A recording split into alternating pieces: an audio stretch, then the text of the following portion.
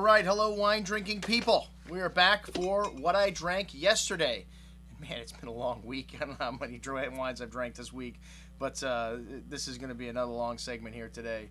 But only one supplier in the store. You know, it wasn't a huge day in the store, but we did have a lot of wine last night at this Italian wine tasting in the store. So let's get right to it. We had a new wine. A new winery from California and Oregon. Actually, they've got wines coming from both areas, the Willamette, and then some Pinot Noir coming from kind of all over California.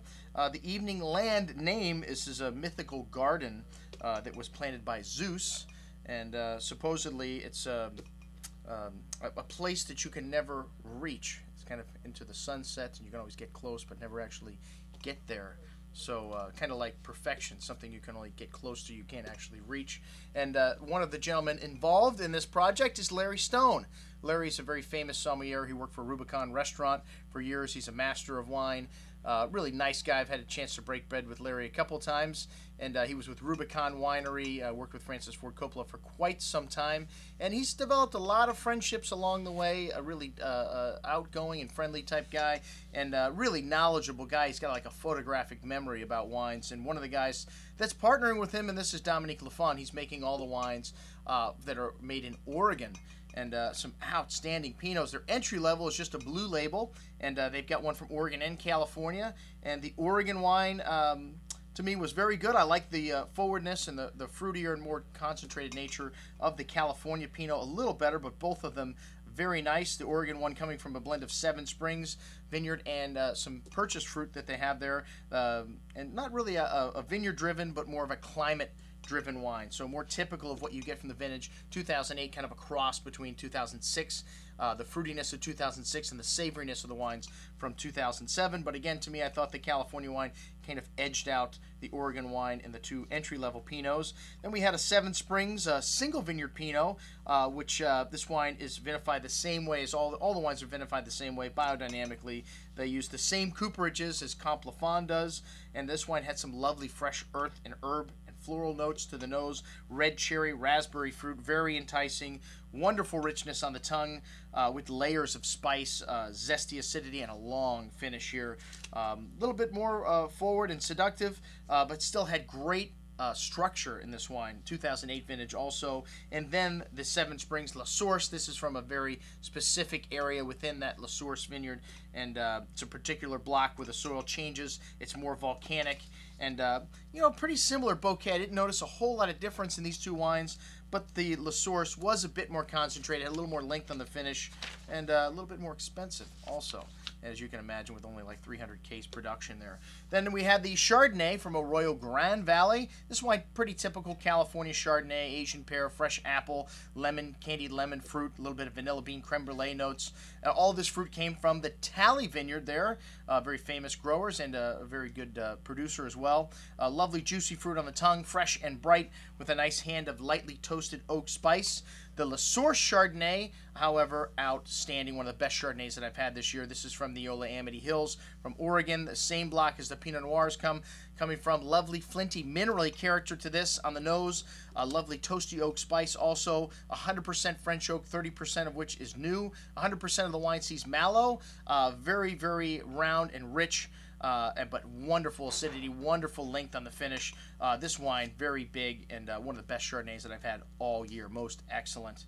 All right, then they make a blend, which is made for Thomas Keller's Bouchon restaurant, called Once, from Napa Valley. It's Cabernet Merlot, Cabernet Franc, and it's got a little bit of Petit in there as well. I'm sorry, it's from Petit, Beckstoffer, Crocker, and Star Vineyards. And this going to this blend. Lovely black cherry and black currant kind of berry fruit. Lovely little floral note to this. Forward bouquet, really soft and very drinkable. Just what you want for a wine by the glass in restaurants, but still nice balance and freshness. And then they had a wine called Sorcerer, kind of a dark label with sorcerers on it. I'm not into these, you know, wines with catchy packages, but the wine was really good. It had Cabernet and Syrah from Napa and a little Grenache from the Central Coast. A bit smoky, kind of like a sausage kind of note to the nose. Black fruit, blackberry and blueberries.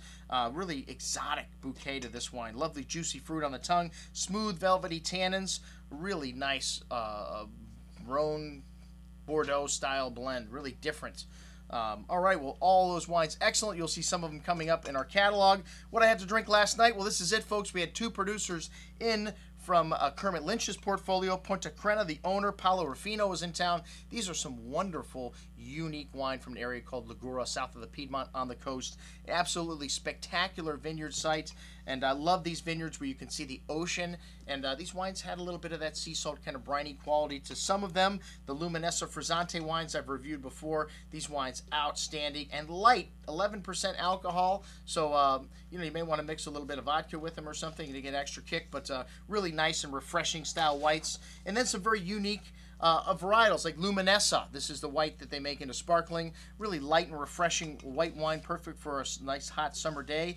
Vermentino, a grape that's becoming very popular from Sardinia. You see a lot of stuff from the Tuscan coast and the Maremma area. Pigato, which is a grape that's unique to this producer. I don't know of anyone else that makes one.